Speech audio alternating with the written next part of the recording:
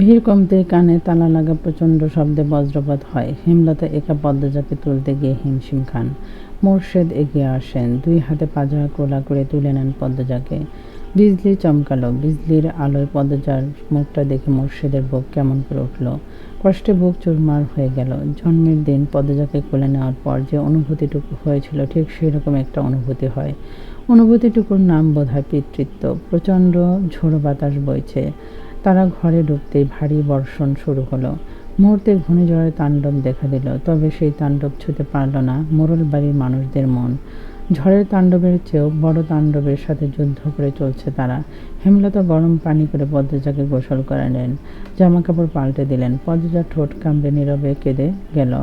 চোখের জল আটকে রাখতে পারছে না কিছুতেই। ইচ্ছে হচ্ছে বাড়ির পেছনে সবচেয়ে বড় আম গাছটার সাথে ফাঁস লেগে মরে যেতে। মন দুর্বলতা শূন্য ছুঁই ছুঁই। হেমলতা পদ্মজার চুল মুছে কপালে চিমু দিলেন। পদ্মজার নাকে এক ফোঁটা জল পড়ল। পদ্মজা চোখ তুলে মায়ের দিকে তাকালো। আম্মা আসছে।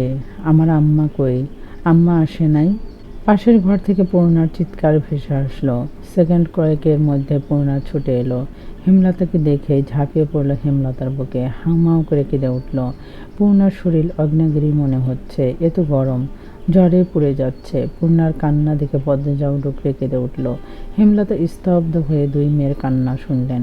সামলানোর চেষ্টা করলেন না। মঞ্জুরা দরজার সামনে কাচুমাচু হয়ে দাঁড়িয়ে আছেন। টিনের চালে ভারী বর্ষণ শব্দ।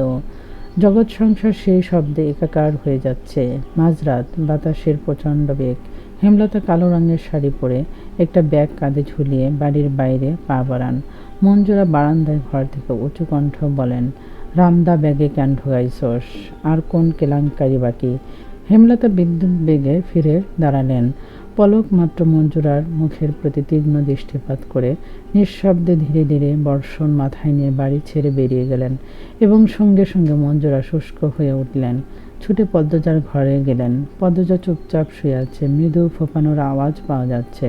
পূর্ণা ঘুমাচ্ছে। তিনি এই ঘর ছেড়ে দ্রুত বারান্দার ঘরে আসলেন।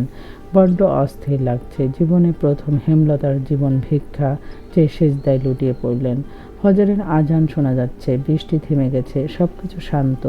পদ্মজার ঘর থেকে বেরিয়ে বারান্দায় আসলো। গেটে শব্দ পেয়ে চমকে তাকালো। উৎসুক হয়ে তাকিয়ে রইল। হেমলতা ঢোকেন। বিধ্বস্ত অবস্থা। মঞ্জুরা পদ্মজার পাশে এসে দাঁড়িয়েছে। পদ্মজা টের পেল না। হেমলতা বাড়িতে ঢুকে কাঁধের ব্যাগটা মুরগির খোপের সামনে ছুঁড়ে ফেললেন। অন্ধকারের জন্য মুখ স্পষ্ট নয়। হেমলতা বাড়ির পেছনের দিকে চলে গেলেন। পদ্মজার বুক দুরু দুরু করছে। সে ধীর পায়ে উঠানে এসে দাঁড়ালো। পিছনে মঞ্জুরা। পায়ের শব্দে চমকে তাকালো পদ্মজা। দেখতে পেল মঞ্জুরাকে। ফিসফিসিয়ে বলল, নানু, আম্মা কোথায় গিয়েছিল? মঞ্জুরা ক্ষণকাল নীরব থেকে এরপর বললেন, জানি না। মঞ্জুরার কণ্ঠে ভয়। পদ্মজা দুর্বল শরীর ঠেলে নিয়ে আসলো বাড়ির পেছন। দেখতে পেল হেমলতা নদীতে নেমে গোসল করছেন। এক নিঃশ্বাসে কয়েকটা ডুব দিলেন। পদ্মজা ব্যস্ত পায়ে ঘাটের কাছে এলো। ক্ষীণ স্বরে ডাকল, আম্মা। হেমলতা ঘুরে তাকালেন। ঝড় শেষে আকাশ ধবধবে সাদা। অন্ধকার কাটার পথে। পদ্মজা বলল, ঠান্ডা লাগবে। হেমলতা কিচ্ছুটি বললেন না। গোসল শেষ করে উঠানে আসেন উপরে। পদ্মজা আর কিছু বলল না। হেমলতা উঠানে এসে মঞ্জুরাকে বললেন, পূর্ণারে নিয়ে আসো আম্মা। পদ্মজা অবাক হয়ে শুধু দেখছেন। পূর্ণা আসে ধীর পায়ে হেঁটে। তার জ্বর অনেকটাই কমে এসেছে। মঞ্জুরা দূরে দাঁড়িয়ে রইলেন। হেমলতা মৃদু হেসে পূর্ণাকে বললেন। পদ্মজা পাশে এসে দাঁড়ালো। পূর্ণা হতবুদ্ধি হয়ে পড়ল। সে বাধ্যের মতো পদ্মজার পাশে এসে দাঁড়ালো। হেমলতা মুরগির খুপির পাশ থেকে কালো ব্যাগটা হাতে তুলে নিলেন। ব্যাগ থেকে একটা রামদা আর একটা কৌটা বের করলেন। পূর্ণার রামদা দেখে চমকে উঠলেন। 2 বোন চাওয়াচাওয়ি করল একবার।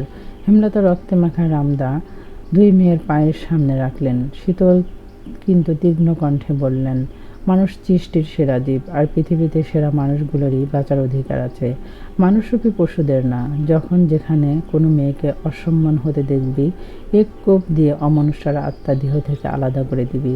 যে তোকে অসম্মান করেছে সে দোষী, তুই না। তার শাস্তি পাওয়া উচিত, তোর না। তাই আত্মহত্যার কথা কখনো ভাববি না। দোষীরা আত্মা হত্যা করা উচিত। আর আমি মনে করি এতে পাপ নেই, বরং পাপীকে বিনাশ না করা পাপ। আর আমার মেয়েরা যেন সে পাপ কখনো না করে। সেই মেয়েদের এসব কি শিক্ষা দিতেছিস তুই? মাথা খারাপ হয়ে গেছে তার? মঞ্জুরা হৈ হৈ করে উঠলেন। হেমলতা ঢোক গিলে মঞ্জুরার কথা হজম করে নিলেন। এরপর আবার মেয়েদের দিকে তাকিয়ে বললেন, আমি কখনো ছেলে চাইনি, মেয়ে চেয়েছি, প্রতিবাদী দুঃসাহসিক মেয়ে চেয়েছি। আল্লাহ আমাকে 3টা মেয়ে দিয়েছেন। এখন সেই মেয়েরা যদি এইটুকুতে দুর্বল হয়ে পড়ে কিভাবে হবে? ঠিক আগের মতো মাথা উঁচু করে বাঁচবি। যতদিন আমি আছি কেউ তোদের অসম্মান করে টিকতে পারবে না। আমি না হয় যতদিন বেঁচে থাকি তাদের শাস্তি দেব, পৃথিবী থেকে মুছে দেব, কিন্তু যখন থাকবো না তখন তখন কি তারা বেঁচে থাকবে? বেঁচে থাকতে দেওয়া ঠিক হবে? অন্য কোনো মেয়ের সাথে নোংরামো করবে না তার নিশ্চয়তা আছে? নেই। এখন থেকে নিজেদের শক্ত কর। মেয়েদের সাহস মেয়েদেরই হতে হয়। নিজেকে রক্ষা করার দায়িত্ব নিজের। রাতের স্মৃতি দুঃস্বপ্ন ভেবে ভুলে যেতে বলবো না। মনে রাখ, প্রতিটি মানুষের ভেতর লুকানো হিংস্র শক্তি আছে। সবাই প্রকাশ করতে জানে না, চিনতে পারে না নিজেকে। গত রাতের ঘটনাটা মনে রেখে নিজের ভেতর লুকানো হিংস্র শক্তিটাকে জাগিয়ে হাতের মুঠোয় রাখ, যাতে সঠিক সময় হাতের মুঠো খুলে মেরুদণ্ড সোজা করে দাঁড়াতে পারিস। আঘাতে আঘাতে চুরমার করে দিতে পারিস পাপের জগৎ। এইটুকু বলে হেমলতা ক্লান্ত হয়ে পড়লেন। দপ করে বসে পড়েন। পদ্মজা আম্মা বলে হেমলতাকে ধরতে চাইলেন। হেমলতা হাত উঠিয়ে বললেন, দাঁড়িয়ে থাক। হেমলতা সময় নিয়ে দম নেন। এরপর কৌটাটা খুলে ঠান্ডা তরল কিছু ঢেলে দেন 2 মেয়ের পায়ে। পূর্ণা কেঁপে উঠে দূরে সরে গেল। পদ্মজা আতঙ্ক নিয়ে প্রশ্ন করলেন, আম্মা, কার রক্ত? রক্তের কথা শুনে ঘৃণা আর ভয়ে পূর্ণার সর্বাঙ্গ বিড়ি করে উঠল।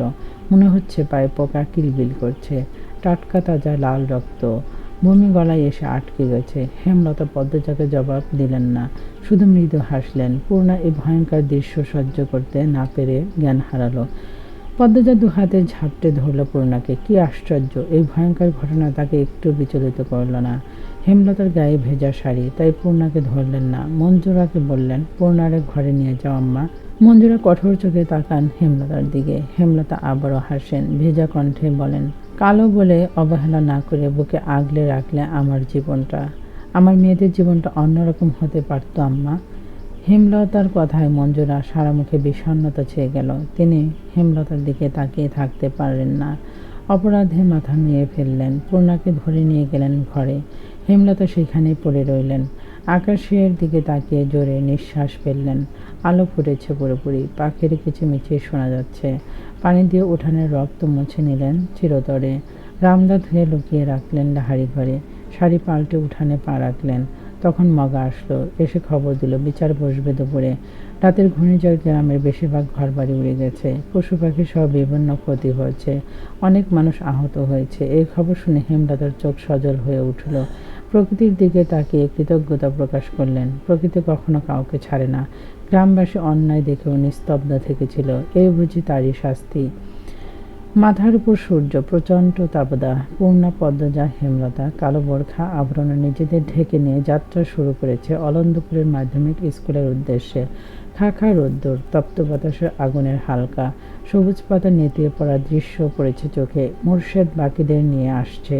রিনাদের বাড়ির পাশ দিয়ে যাওয়ার পথে করুণ কান্নার স্বর ভেসে আসে। পদ্মজা চোখ তুলে তাকিয়ে দেখল রিনার বাড়ির ছাদ উড়ে গেছে। গাছপালা ভেঙে উঠানে পড়ে আছে। হেমলতা পদ্মজাকে টেনে নিয়ে এগিয়ে যান। বটের ছায়া আশ্রয় নিচ্ছিল এক রাখাল ছেলে। সে হেমলতার মুখ দেখে বুঝল। পিছনে 2টি মেয়ে, পদ্মজা আর পূর্ণা, ছুটে আসলো। পদ্মজাকে উদ্দেশ্য করে বলল, পদ্মা আপা, তুমি ডরায়ো না, তোমার কিচ্ছু হইব না। চারিদিকে নিঝুম স্তব্ধ, ঝিম ধরা প্রকৃতি। ঘামে দরদর তৃষ্ণার্ত রাখাল হাঁপিয়ে কথা বলছে। স্কুলে যাওয়ার পথে মাঝে মাঝেই এই 15 বছর রাখালের সাথে দেখা হতো পদ্মজার। পদ্মজার জন্য পাগল সে। বড় বোনের মতো মান্য করে। পদ্মজা মৃদু করে হাসলো। পদ্মজার মুখের উপর পাতলা পর্দা বলে রাখালের চোখে তা পড়ল না। রাখালকে পিছনে ফেলে 3 মা মেয়ে এগিয়ে চলল। স্কুল মাঠে অনেক মানুষ জমেছে। রাতে ঘূর্ণিঝড়ের জন্য অলন্দপুরে বেশি অর্ধেক মানুষ আসেনি। দুপুরে প্রায় 500 মানুষ তো এসেছেই। ঘটনা ঘটেছে 8 পাড়ায় আর তা ছড়িয়ে পড়েছে সব পাড়ায়। যথাসময়ে বিচার কার্য শুরু হলো। পদ্মজা এবং আমির দুজন দুদিকে দাঁড়ানো। মাতব্বর ঠান্ডা গলায় প্রশ্ন করলেন, এদের একসাথে কারা দেখেছেন? রমিজ আলী, কামরুল, মালেক হাত তুলল। মজিদ মাতব্বর বললেন, কি দেখেছেন ব্যাখ্যা করুন। রমিজ আগে আগে উঁচু কণ্ঠে বলল, আমি দেখেছি ঝড়ের সন্ধ্যায় আপনার পোলারে পদ্মজার ঘর থেকে বাইর হইতে। বাড়িতে আর কেউ আসিল না। আমির রেগে গিয়ে কিছু বলতে চাইল। মজিদ মাতব্বর হাতের ইশারায় আটকে দিলেন। আমির বাপের বাধ্য সন্তান, তাই থেমে গেল। মজিদ মাতব্বর বললেন, আপনি আমিরকে পদ্মজার ঘর থেকেই বের হতে দেখেছেন? রমিজালের দৃষ্টি অস্থির রেখে আমতা আমতা শুরু করলেন। দম নিয়ে বললেন, তারে বারান্দা থেকে বাইর হইতে দেখেছি। মজিদ মাতব্বর নীরব থেকে এরপর বললেন, তাহলে কোন আন্দাজে আপনি বলতেছেন তারা নিষিদ্ধ কাজে লিপ্ত ছিল?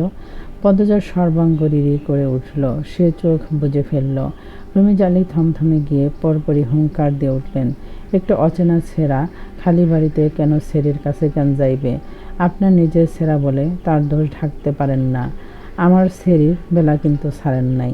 যুক্তি দিয়ে কথা বলুন। আপনার মেয়েকে হাতে নাতে ধরা হয়েছিল, তার গায়ে কাপড় ছিল না, তারা একসাথে একই ঘরে একই বিছানায় ধরা পড়েছে। আমির আর পদ্মজার বেলা সেটা হয়নি। মজিদ মাতব্বরের ক্ষমতা এবং কথার দাপটের সামনে দাঁড়িয়ে থাকতে কষ্ট হচ্ছে রমিজালির। কামরুল চুপসে গিয়েছিলেন। সামনে নির্বাচন। মজিদ মাতব্বরকে খেপানো মানে জের কপালে দুঃখ বয়ে আনা। ভিড়ের মাঝে থেকে কেউ একজন বলল, তাহলে আপনার ছেলে একটা মেয়ের কাছে খালি বাড়িতে গেল কেন? মজিদ মাতব্বর উকি দিয়ে প্রশ্নদাতাকে খুঁজে বের করলেন। তারই প্রতিপক্ষ হারুন রশিদ। মজিদ মাতব্বর আমিরের দিকে তাকে প্রশ্ন করলেন, তুমি কেন গিয়েছিলে পদ্মজার বাড়িতে? আমির সহজ গলায় বলল, বাড়ি ফিরছিলাম, হঠাৎ ঝড় শুরু হলো। সামনে মোর্শেদ কাকার বাড়ি ছিল। মোর্শেদ কাকা বাড়িতে নাই জানতাম না, জানলে বৃষ্টিতে ভিজতাম, তবুও ওই বাড়ি যেতাম না। এই গ্রামের অনেকেই জানে আমার শ্বাসকষ্ট আছে, বাড়ির সবাই জানে বৃষ্টিতে ভিজলে ঠান্ডা লাগে, শ্বাসকষ্ট হয়। হারুন রশিদ বললেন, যখন দেখলা সেরিডা বাড়িতে একলা, তখন বাইর হইয়া গেলা না কেন? আমির সঙ্গে সঙ্গে জবাব দিল, আমার মাথায় আসেনি এমন কিছু হতে পারে।